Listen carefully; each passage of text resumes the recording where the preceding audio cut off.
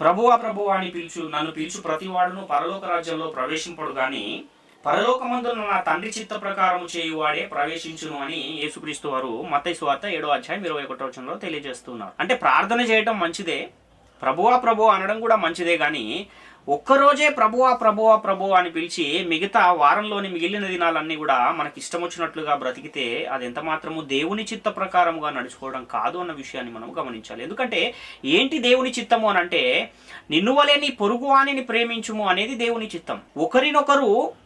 ఒకరి ఎడల ఒకరు ప్రేమ కలిగి నడుచుకునుడి అనేది దేవుని చిత్తం. దేవునితో సహవాసము కలిగి ఉండాలి అనేది దేవుని చిత్తం. కాబట్టి దేవుని చిత్తాన్ని విడిచిపెట్టి తమకు అనుకూలమైన కార్యములు చేసుకొనుచు ఈ భూమి మీద నడుస్తూ పైకేమో భక్తి గల వారుగా తమను తాము కనపరుచుకోవాలనే ఒక ప్రయాస ఏదైతే చేస్తున్నారో అది ఎంత మాత్రము దేవుని సన్నిధిలో సరైనది కాదు అన్న విషయాన్ని మనము గమనించాలి. ఎలాగైతే మనం బయటికి వెళ్ళేటప్పుడు అద్దం ముందు నిలబడి అన్నీ సరిగ్గా ఉన్నాయని చూసుకుంటూ ఉన్నామో, అదే విధంగా ప్రతిదినము వాక్యం అనే అద్దములో మన ఆత్మీయ జీవితాలు సరిగ్గా ఉన్నాయా లేదా అని చూసుకుని వారమై ఉన్నాము అన్న విషయాన్ని ప్రతి ఒక్కరు కూడా గమనించాలి.